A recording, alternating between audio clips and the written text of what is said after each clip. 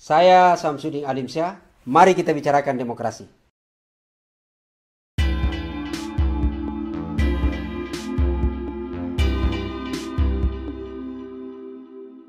Terima kasih. Nimbang bahwa Mahkamah dalam putusan aku telah menyatakan menolak permohonan pemohon itu seluruhnya. Artinya semua dalil yang telah dikemukakan dalam permohonan pemohon telah dinyatakan tidak terbukti oleh Mahkamah.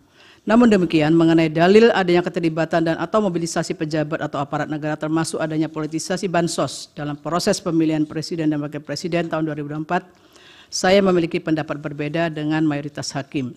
Sebelum menyampaikan pendapat berbeda tersebut, terlebih dahulu saya akan menjelaskan hal-hal sebagai berikut yang sebagian nanti akan saya anggap dibacakan. Bahwa para pengubah Undang-Undang Dasar 1945 pada saat melakukan perubahan telah bersepakat bulat memasukkan prinsip atau azas pemilu yang dilaksanakan secara langsung, umum, bebas, rahasia, jujur, dan adil dan dilaksanakan secara berkala sebagai bagian yang esensial untuk mewujudkan kedaulatan rakyat. Hal ini sejalan dengan semangat bangsa yang dituangkan dalam pokok-pokok reformasi pembangunan dalam rangka penyelamatan dan normalisasi kehidupan nasional sebagai haluan negara yang merupakan pernyataan kehendak rakyat untuk mewujudkan pembaruan di segala bidang pembangunan nasional termasuk bidang politik. Semangat tersebut dimaksudkan agar pelaksanaan pemilu tidak mengulang lagi kondisi yang pernah berlangsung selama masa pemerintahan sebelum reformasi. Oleh karena itu dikehendaki pemilu harus berlandaskan pada prinsip-prinsip tersebut di atas dengan menegaskan bahwa penyelenggara pemilihan harus terjamin kemandiriannya, termasuk lembaga pengawas pemilu. Video ketetapan MPR nomor 10/1998. Bahkan sejalan dengan semangat reformasi juga ditegaskan bahwa dalam rangka penyelamatan dan normalisasi kehidupan nasional penting untuk ditumbuhkan pemerintahan yang bersih sebagai pelayan masyarakat dan bertindak berdasarkan hukum dalam rangka lebih meningkatkan kredibilitas pemerintah di mata rakyat. Artinya reformasi telah meletakkan tonggak sejarah bangsa untuk bangkit dengan kesadaran baru bangsa Indonesia guna menggapai tujuan bernegara secara beradab dengan dilandasi nilai-nilai fundamental kebangsaan berdasarkan Pancasila. Untuk tujuan tersebut, demokrasi yang harus diperjuangkan adalah demokrasi konstitusional, yaitu demokrasi secara ideologis dan teologisnya bermaksud untuk memenuhi dan menjalankan kehendak konstitusi. Terlebih lagi, Konstitusi Indonesia telah memberikan jaminan perlindungan terhadap hak sipil dan politik yang di dalamnya mencakup hak pilih dalam pemilu. Bahwa sejalan dengan semangat penyelamatan kehidupan nasional yang dikehendaki bersama di era reformasi tersebut, maka untuk melaksanakan pemilu harus ditentukan standar dan persyaratan yang jelas. Dalam penyelenggaraan pemilu 2024, persyaratan tersebut diatur dalam Undang-Undang Pemilu, yaitu Undang-Undang 7 2017 sebagai aturan hukum atau aturan main atau rule of the game dalam konstitusi secara demokratis, yang pada prinsipnya menjalankan lebih lanjut kehendak UUD 1945 termasuk semangat penyelamatan dan normalisasi kehidupan nasional yang menjadi haluan negara dalam mewujudkan reformasi. Dalam konteks ini berlaku aksioma bahwa dalam sistem politik yang demokratis, demokrasi tidak mungkin diwujudkan tanpa adanya rule of law. Namun rule of law juga harus dilandasi oleh rule of ethics. Oleh karena itu, aturan main yang telah ditentukan dalam Undang-Undang Pemilu tidak boleh bias terhadap individu maupun kelompok tertentu. Tujuannya agar dalam berkontestasi dapat dicapai kondisi kesetaraan, yaitu kesetaraan dalam kontestasi pemilu sehingga masing-masing pihak dapat berpartisipasi secara penuh, terbuka, dan adil. Oleh karenanya dalam penyelenggaraan pemilu, penyelenggara pemilu, Inkasu, KPU, dan Bawaslu beserta jajarannya, aparat pemerintah serta semua pihak yang terkait harus benar-benar bersikap dan bertindak jujur. Dengan demikian setiap pemilih dalam peserta pemilu mendapatkan jaminan perlakuan yang sama serta bebas dari kecurangan pihak manapun dan dalam bentuk apapun sesuai dengan maksud pasal 22E ayat 1 UUD 1945. Tegasnya Undang-Undang Pemilu menjabarkan pasal 22E ayat 1 UUD 1945 telah mengamanatkan agar pemilu diselenggarakan berlandaskan prinsip langsung, umum, bebas, rahasia, jujur, dan adil berkala setiap 5 tahun dan seterusnya dianggap dibacakan. Konsep pemilihan jujur dan adil yang dikehendaki oleh UUD 1945 mencakup pemilu yang jujur dan adil secara prosedural dan substansial. Dengan demikian, dalam penyelenggaraan pemilu, penyelenggara pemilu Inkasu, KPU, dan Bawaslu beserta jajarannya, aparat pemerintah, peserta serta semua pihak yang terkait harus bersikap dan bertindak jujur agar kontestasi pemilu benar-benar memberikan ruang jaminan berdasarkan konstitusi sehingga rakyat atau pemilu secara bebas dapat menentukan wakil-wakilnya tanpa dipengaruhi oleh kondisi apapun dan oleh siapapun. Bahwa untuk menjamin pemilu yang jujur dan adil telah ditentukan aturan main dalam Undang-Undang Pemilu beserta aturan pelaksananya yang tidak sekedar untuk memenuhi prosedur kontestasi semata, namun juga harus mampu menjamin terwujudnya demokrasi substansial yang dicirikan dengan keteraturan, yakni keteraturan hukum dan etika, sehingga terdapat keseimbangan rule of law dan rule of ethics yang akan menghasilkan kesejahteraan kolektif sebagai bangsa. Dengan demikian, kemanfaatan dan demokrasi bisa dinikmati bersama melalui kebebasan, keadilan, kesejahteraan, dan kerukunan.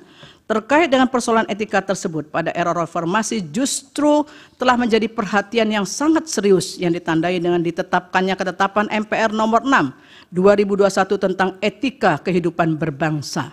Ketetapan ini dilandasi oleh pertimbangan karena terjadinya degradasi etika kehidupan berbangsa yang pada intinya akhirnya menyebabkan terjadinya krisis multidimensi. Video konsideran menimbang huruf C dan huruf D ketetapan MPR 6 2001. Untuk menyelamatkan dan meningkatkan mutu kehidupan bangsa Indonesia, maka dirumuskanlah pokok-pokok etika kehidupan berbangsa untuk dapat menjadi acuan, pedoman, dan panduan. Pentingnya dirumuskan etika kehidupan berbangsa tersebut bertolak dari berbagai kondisi masa lalu dan masa kini serta tantangan masa depan sehingga perlu ada acuan antara lain pada cita-cita persatuan dan kesatuan, ketahanan kemandirian yang dijiwai oleh nilai-nilai agama serta nilai-nilai luhur budaya bangsa. Terkait dengan isu etika politik dan pemerintahan, ketetapan MPR 6 2001 telah menggarisbawahi misinya bahwa setiap pejabat dan elit politik harus bersikap jujur, amanah, sportif, siap melayani, berjiwa besar, memiliki keteladanan, rendah hati, dan siap mundur dari jabatan politik apabila terbukti melakukan kesalahan dan secara moral kebijakannya bertentangan dengan hukum dan rasa keadilan masyarakat. Video angka 2 bab 2 pokok-pokok etika kehidupan berbangsa ketetapan MPR nomor 6 2021. Menimbang Mahkamah dalam putusan aku telah menyatakan berwenang mengadili permohonan pemohon, sekalipun termohon dan pihak terkait mengeksepsi kewenangan Mahkamah. Dalam konteks ini penting bagi saya untuk menegaskan bahwa memahami kewenangan Mahkamah dalam penyelesaian perselisihan hasil pemilihan umum tidak dapat dilihat secara parsial dengan merujuk pada pasal 24 C ayat 1 UUD 1945 dan pasal 475 Undang-Undang Pemilu dan seterusnya dianggap dibacakan. Dalam kaitan ini penting kiranya ditegaskan bahwa kewenangan Mahkamah dalam menangani PHPU Presiden dan Wakil Presiden sekalipun disebutkan dalam Konstitusi dan Undang-Undang Pemilu adalah menyelesaikan perselisihan hasil, namun bukan berarti hanya terbatas pada angka-angka statistik semata. Maka apabila Mahkamah dibatasi untuk memeriksa angka semata, justru sama artinya dengan menurunkan derajat konstitusi itu sendiri, di mana Mahkamah harus menjaga nilai-nilai konstitusi dan prinsip-prinsip demokrasi. Terlebih lagi sejak penanganan PHPU Presiden dan Wakil Presiden 2024, Mahkamah tidak pernah membatasi diri untuk memeriksa dugaan kesalahan penghitungan suara semata. Oleh karenanya perdebatan apakah Mahkamah hanya berwenang untuk memeriksa perselisihan angka saja seharusnya dapat diakhiri. Sehingga Mahkamah ke depan dapat berfokus pada memeriksa berbagai persoalan yang dapat mengaruhi hasil pemilu apabila penyelenggara pemilu, khususnya KPU dan Bawaslu, tidak menjalankan tugas dan fungsinya secara optimal, profesional, dan independen dalam mencegah dan meminimalkan terjadinya berbagai kesalahan ataupun pelanggaran di seluruh tahapan pemilu sehingga pemilu yang jujur dan adil tidak berlangsung. Dalam permohonan aku, persoalannya adalah apakah penyelenggara pemilu inkasu, KPU, dan Bawaslu telah melaksanakan kewenangannya sesuai dengan prinsip yang dijamin dalam konstitusi dan ketentuan peraturan perundang-undangan dalam pemilu Presiden dan Wakil Presiden 2024 sehingga terjamin pemilu yang jujur dan adil. Jika hal tersebut tidak dilakukan, maka lembaga yang dapat menegakkan terlanggarnya pemilu yang jujur dan adil sebagaimana dijamin oleh konstitusi adalah Mahkamah Konstitusi sebagai peradilan konstitusi. Menimbang bahwa berkenaan dengan pendapat berbeda aku, pemohon dalam permohonannya mendalilkan tidak dilaksanakannya kewenangan penyelenggara pemilu inkasu KPU Bawaslu dan adanya keterlibatan atau mobilisasi pejabat atau aparat negara serta politisasi bansos. Setelah mencermati secara dalil pemohon tersebut pada pokoknya berkaitan dengan dugaan ketidaknetralan PJ Kepala Daerah dan pembagian bansos. Terhadap dalil pemohon aku, saya memberikan pendapat berbeda sebagai berikut. Pertama, berkaitan dengan persoalan ketidaknetralan PJ Kepala Daerah, perlu kiranya dipertimbangkan hal-hal sebagai berikut yang dianggap dibacakan. Berkaitan dengan pengisian PJ Kepala Daerah, tidak boleh mengabaikan prinsip-prinsip demokrasi dan sekaligus memberikan jaminan bagi masyarakat bahwa mekanisme pengisian penjabat tersebut berlangsung secara terbuka, transparan, dan akuntabel untuk menghasilkan pemimpin yang kompeten serta berintegritas sebagaimana hal tersebut telah dipertimbangkan dalam putusan MK nomor 67 2021 yang dianggap dibacakan. Bahwa selanjutnya dalam proses pengisian PJ Kepala Daerah tersebut pula harus pula memperhatikan syarat bahwa penjabat dimaksud memiliki pemahaman yang utuh terhadap ideologi Pancasila, negara kesatuan Republik Indonesia serta pemahaman terhadap politik nasional yang baik sebagaimana telah ditegaskan dalam pertimbangan hukum putusan MK nomor 15 tahun 2022 dianggap dibacakan. bahwa berdasarkan kutipan pertimbangan hukum tersebut di atas, proses pengisian dan persyaratan PJ Kepala Daerah telah diatur dalam pasal 201 Undang-Undang 10 2016 dan ditegaskan pula oleh Mahkamah dalam pertimbangan hukum putusan-putusan di atas. Pada prinsipnya Mahkamah menegaskan perlu adanya kaidah dan ketentuan hukum yang memberikan pedoman dan batasan dalam pengangkatan PJ Kepala Daerah. Sebab sekalipun kedudukan PJ bersifat sementara di masa transisi, namun memegang peran strategis untuk ikut menjamin penyelenggaraan pemilu agar dapat berlangsung secara jujur dan adil. Oleh karena itu diperlukan PJ Kepala Daerah yang memiliki integritas dan pemahamannya utuh terhadap ideologi Pancasila, NKRI, serta pemahaman terhadap politik nasional yang baik. Bahwa dikarenakan sebagian besar PJ Kepala Daerah adalah ASN, maka harus tunduk pada Undang-Undang ASN. Dan seterusnya dibacakan. Di mana ASN harus bersikap netral dalam melaksanakan kebijakan menyelenggarakan pemerintahan di daerahnya masing-masing sebagaimana diatur dalam ketentuan pasal 9 Undang-Undang 5 2014 dibacakan. Dengan demikian dalam konteks jabatan PJ Kepala Daerah sebagai ASN, hal yang perlu digarisbawahi adalah pentingnya sikap netral yang harus dimiliki dan dijalankan oleh PJ Kepala Daerah dalam menjalankan kewenangannya terlebih lagi pada masa kampanye pemilu. Ketentuan hukum terkait dengan pengangkatan, syarat, serta tugas, wewenang, dan kewajiban yang melekat pada PJ Kepala Daerah sudah seharusnya dipatuhi dan dijalankan. Jika kemudian terdapat adanya dugaan PJ Kepala Daerah yang menunjukkan keberpihakan kepada pasangan calon tertentu, maka PJ Kepala Daerah tersebut telah melanggar hukum dan konstitusi dalam mewujudkan pemilu yang jujur, adil, dan berintegritas. Bahwa terkait dengan netralitas ASN adalah benar, Bawaslu secara formal telah melakukan tindakan pencegahan dengan surat Ketua Bawaslu nomor 779 dan seterusnya 2023 dan surat Ketua Bawaslu nomor 810 dan seterusnya 2023 bertanggal 12 November 2023. Surat tersebut pada pokoknya berisi himbauan netralitas pegawai ASN, kampanye oleh pejabat, dan seterusnya. Persoalannya adalah bagaimana jika surat Bawaslu tersebut diabaikan dalam penyelenggaraan pemilu presiden dan wakil presiden 2024 sebagaimana yang terjadi di beberapa daerah.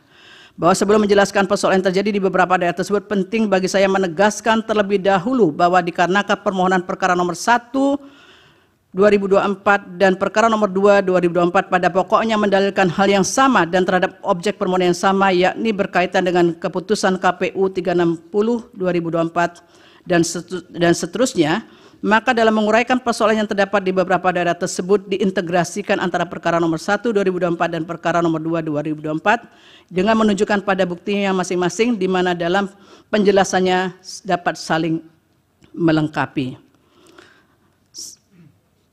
Selanjutnya, beberapa daerah yang didalilkan adanya ketidaknetralan PJ Kepala Daerah tersebut termasuk di dalamnya terkait dengan ketidaknetralan pejabat dan aparat negara adalah sebagai berikut, yaitu 1 di Kalimantan Barat, bahwa dalam permohonannya pemohon mendalilkan mengenai ketidaknetralan PJ Kepala Daerah pejabat negara aparatur negara di Provinsi Kalimantan Barat pada masa pemilu 2004 sebagai berikut, huruf A, B, dan seterusnya dibacakan.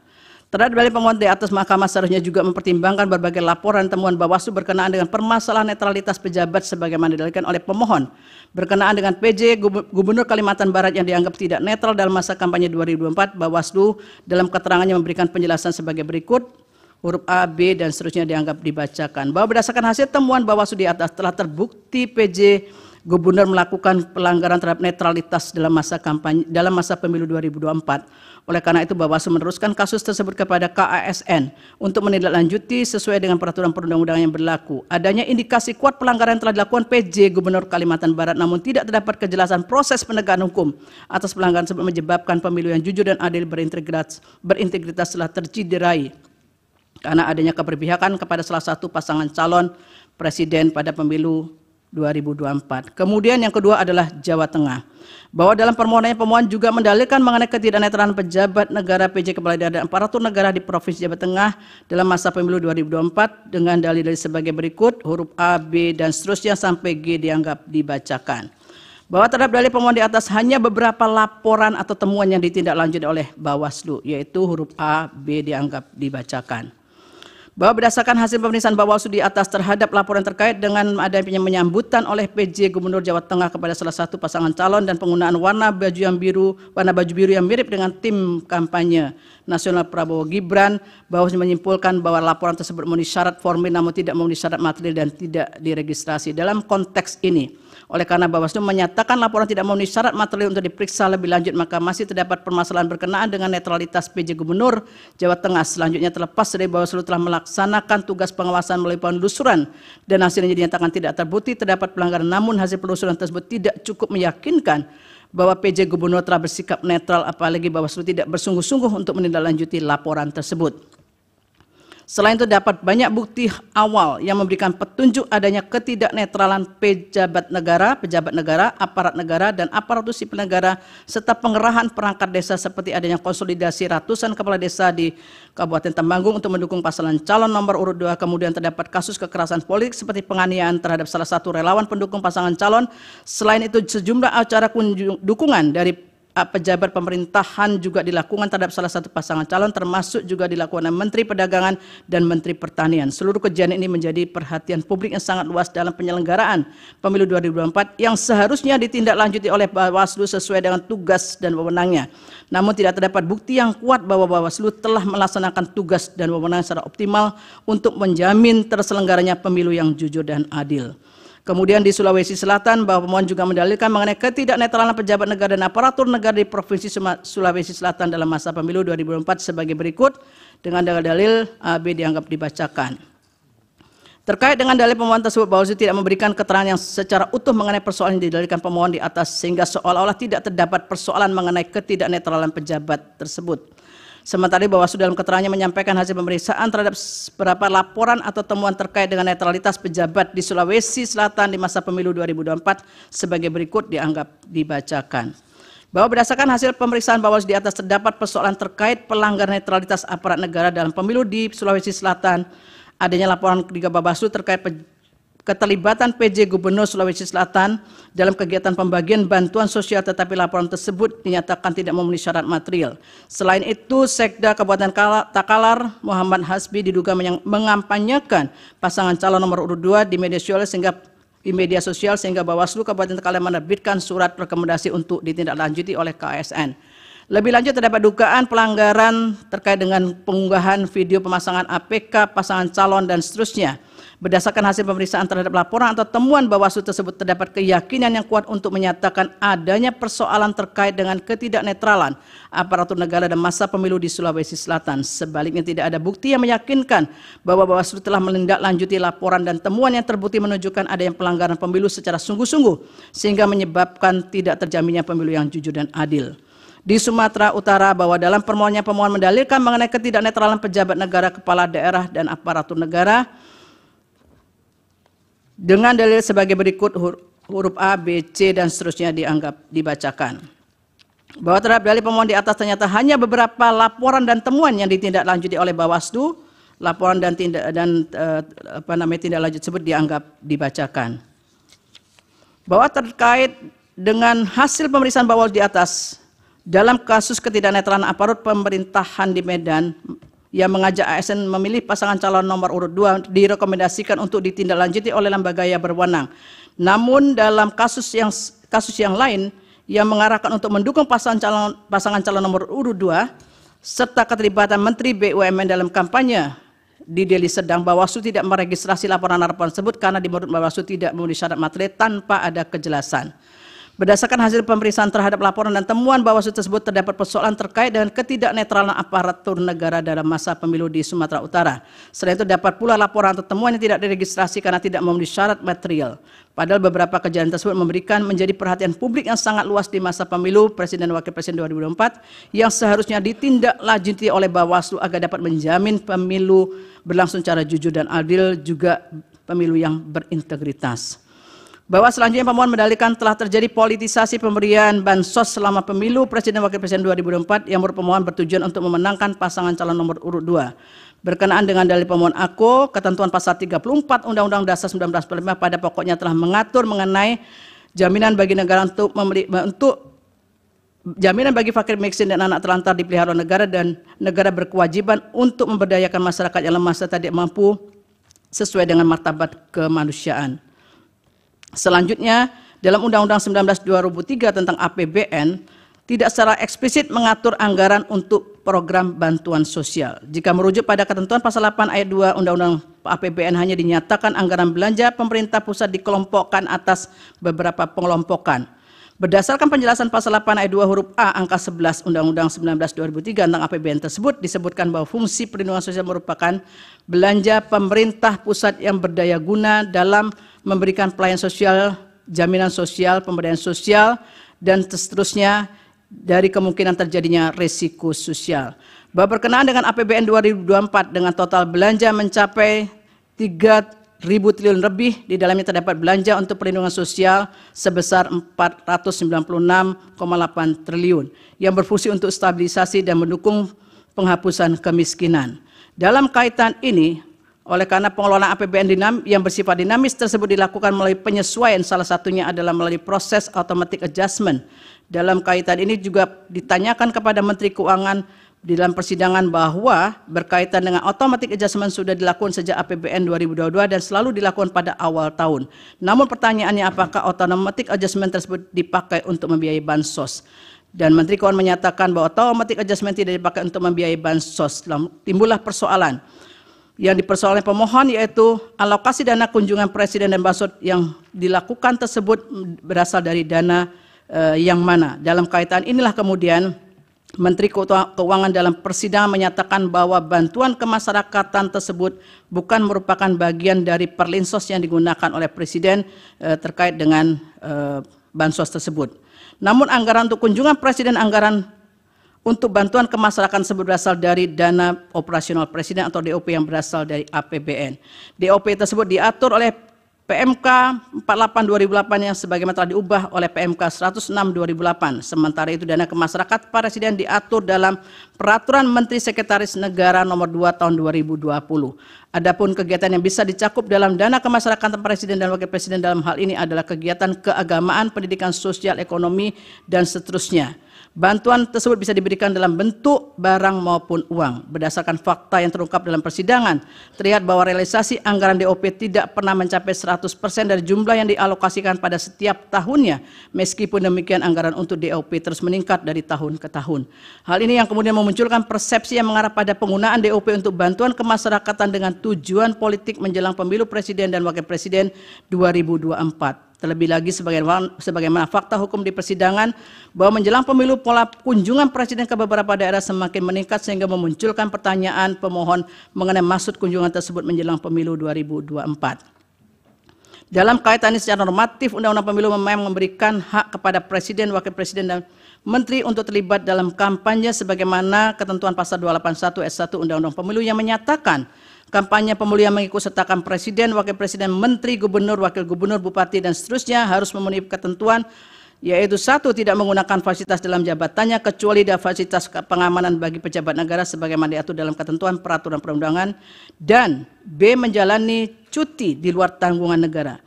Syarat kumulatif tersebut pada prinsip bersifat kumulatif. Selain itu terdapat pula beberapa ketentuan lain dalam Undang-Undang Pemilu yang juga mengatur kampanye bagi Presiden, yaitu pasal 305 dan seterusnya dianggap dibacakan. Terdapat pula ketentuan dalam pasal 304 yang juga mengatur tentang pelaksanaan kampanye mengenai larangan dalam pelaksanaan kampanye yang dianggap dibacakan.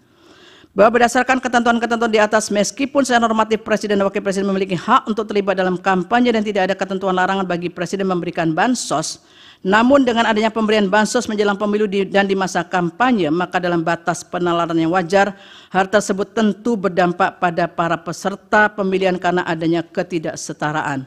Di antara faktor yang mendukung keadaan ini adalah adanya celah hukum yang ada pada aturan pemilu yang tidak jelas yang kemudian dimanfaatkan. Pada titik inilah etika memainkan peran penting agar tidak memanfaatkan celah kekosongan aturan hukum. Sebab dampak dukungan yang ditampilkan oleh pemberi bansos yang berkaitan erat dengan salah satu peserta pemilihan akan menyebabkan ketidaksetaraan peserta dalam kontestasi perebutan suara rakyat. Padahal salah satu bentuk perwujudan prinsip adil dalam pemilu adalah adanya upaya agar para peserta pemilu berada pada posisi yang setara. Terlebih terdapat indikasi dukungan yang jelas terhadap salah satu pasangan calon, maka hal demikian dapat dianggap sebagai tindakan yang tidak netral dan memberikan keuntungan signifikan bagi pasangan tersebut. Hal ini menjadi semakin rumit mengingat sulitnya memisahkan antara fasilitas negara dan kepentingan politik personal.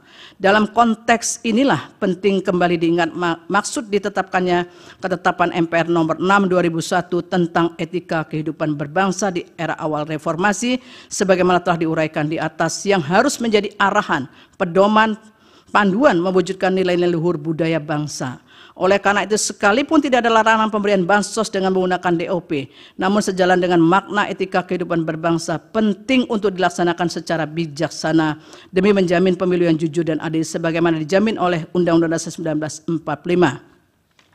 Dengan mengutip pandangan Andre Strack sebagaimana dianggap dibacakan, oleh karena itu seorang pemimpin diwajibkan memahami dan menerapkan pentingnya integritas dan tanggung jawab dalam memegang kekuasaan publik serta perlunya menjaga pemisahan yang jelas antara kepentingan pribadi dan kepentingan publik demi menjaga persatuan dan kesatuan bangsa. Terlebih dalam konteks penggunaan DOP yang berasal dari APBN untuk bantuan kemasyarakatan menjelang pemilu 2024 tidak dapat dihindari adanya tujuan politik yang memiliki pengaruh sangat kuat sehingga prinsip pemilu yang dijamin oleh konstitusi menjadi tidak sepenuhnya dapat diwujudkan.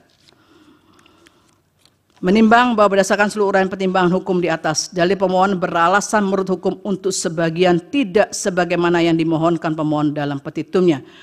Oleh karena diyakini telah terjadi ketidaknetralan pejabat yang sebagian berkelindan dengan pemberian bansos yang terjadi pada beberapa daerah yang telah dipertimbangkan di atas, maka untuk menjamin terselenggaranya pemilu yang jujur dan adil sebagaimana dijamin oleh Undang-Undang Dasar 1945, seharusnya Mahkamah memerintahkan untuk dilakukan pemungutan suara ulang untuk beberapa daerah tersebut di atas.